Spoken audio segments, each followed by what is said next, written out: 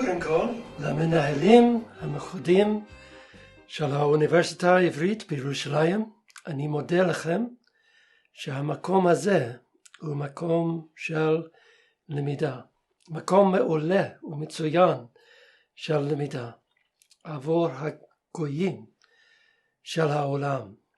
And to Halvar and Mirya, and to all the instructors and staff of JCBT, I also want to thank you and to honor you for this world-changing work that you are doing to spread the word into other languages by upskilling those who are already actively involved in that work.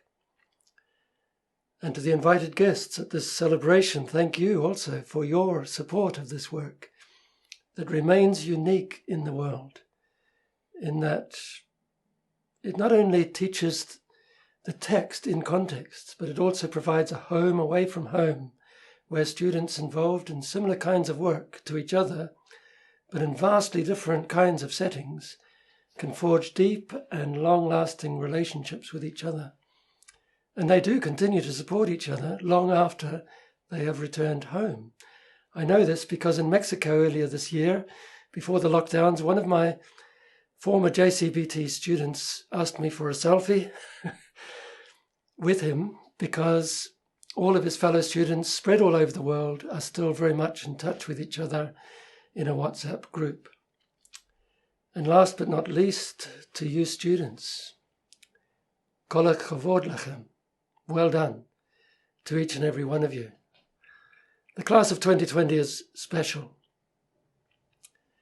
No, I don't say that every time. I've never said it before, but the word special does apply to you. Like the students in previous years, you have endured many hardships and challenges. You've been away from your families and cultures. Like them, you've had to get used to living in close quarters with strangers who have become your friends. But in this year of lockdowns and restrictions, you've had to show greater resilience and patience and determination to keep going. You have demonstrated a great love of learning and a high degree of respect for each other and for the text. I know this because each time I get to teach the last few weeks of this long program. Some of those previous students spent their last few days with one foot on the plane home and their mind was partly elsewhere. But you were still fully engaged with the text and with the classes right up until the very last hours and minutes of the course, despite spending those last 3 days with 3 problematic texts from the prophets. And that was after a day in Job, another day in Kohelet, and 3 days looking at some of the most impenetrable 2-line proverbs. And that was after spending over a week with some of the more challenging psalms to translate well. So again, kol hakavod lachem, well done to each and every one of you. When this course module on biblical Hebrew poetry began 3.5 weeks ago, I pulled out this folded sheet of paper and I told the students that this is my job, to spend all day, every day, unfolding. But now I want to move on to the next stanza of the poem, where the grammatical person changes and new participants become the main actors, because you students are no longer the untrained ones, as the net translation translates this word pitayim in Psalm 119, verse 130. You have moved up from line B of this verse to line A of this verse, from the untrained pitayim, as it were, to the bringers of light, to the unfolders of God's word. At this, your graduation ceremony, we collectively confer upon each and every one of you the title, Unfolder of God's Words. And as you fulfill that role, you will bring light into your communities to dispel the darkness. The task before you is not an easy one. It is to bring to a text all of the knowledge and skills that you've been learning these past 5 months, using all the tools you now have in your toolbox, to unfold that text in such a way that brings the light of understanding. Your task may be complex, but your calling is simple, to do nothing more than to simply unfold what is there in the text, to unfold these words in such a way that enables their inherent light to shine forth for your readers and your hearers. The light is already there in the text. The light was given to the authors 2,500 years ago, or in some cases a lot longer ago than that. The authors wrapped up that light that was given to them in their sacred writings, and these words have endured for 2.5 millennia, maybe up to 3.5 millennia or so.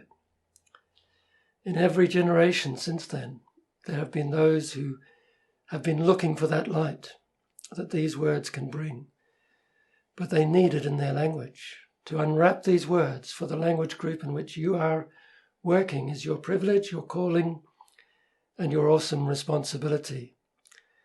And what is that light that this verse talks about?